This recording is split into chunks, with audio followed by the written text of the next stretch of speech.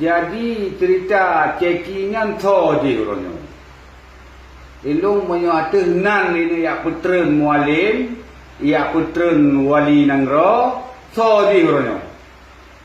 Pajan timu ini. Like a Hellcat.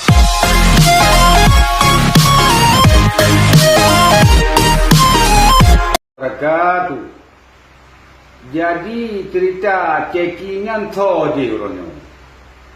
Ilung menyatu nan ini ya putren mualim, ya putren wali nangro, tho je orangnya. Pajan timu ini. Baya pegah babangai dia yang kongkonya. Nyo wak leng sago di kota 05 hana gete kampung ronyo mesti langka bi. Kenggam pura-pura, kenggam bayangan, baya pegam-gam roy na. Tunjin tu icekinyan tunji padung ribe na di.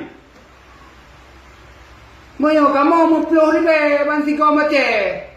Tunji yang urung yang dihujak yang totemu jauh mah. Yang kita lihat negara-negara munan totemu jauh mah. Putar royo cekian di. Bayak pegah apa-apa di kena yang kawan-kawan. Belum siap hadapi putar mah. Mati siap atunan perjuangan yang betul. Yang jero. Oh menyaji nak perlahan nak bersabar, merumpak dengan mualim. Merumpak dengan wali, nyo lagi nyo dah pelaku, nyo meno dah pelaku. Yang anak betul dah betul. Ya mbak, baik pegah oh nyo ilung kuno lawan wali, kuno lawan mualim baik. Kamu ile lawan. Baik ada lawan rinci kamu ile lawan. Nak siap kah? Siap lawan kamu kah? Baru dia pegah apa bangai, pegah apa media. Lawan kamu ile. Lawan anak buah kat nyalle. Lawan tentera kat nyalle. Tentera wali, tentera mualim le lawan. Kamu ile. Lawan anak buah kat nyalle. Lawan tentera kayale, tentera wali, tentera mualim le lawan. Beyak pegah apa-apa nampak media ni. Bangai ka pegah apa media. Lawan kamu ile. Lawan anak buah kat nyalle. Lawan tentera kat nyalle. Tentera wali, tentera mualim le lawan.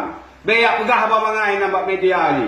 Beyak urung kena dengan 26 kuta. Ya cok gam-gam yang hana mupung tepu ya wan Aceh. So nak tanggung jawab kan.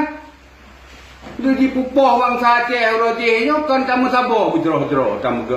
Yang hana god, tak pegot, yang god lebih god lom dak pegot. Menan ni.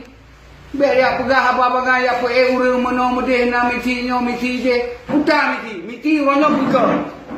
Kan miti perlu. Lakinan dari Wak Leng. Assalamualaikum warahmatullahi wabarakatuh.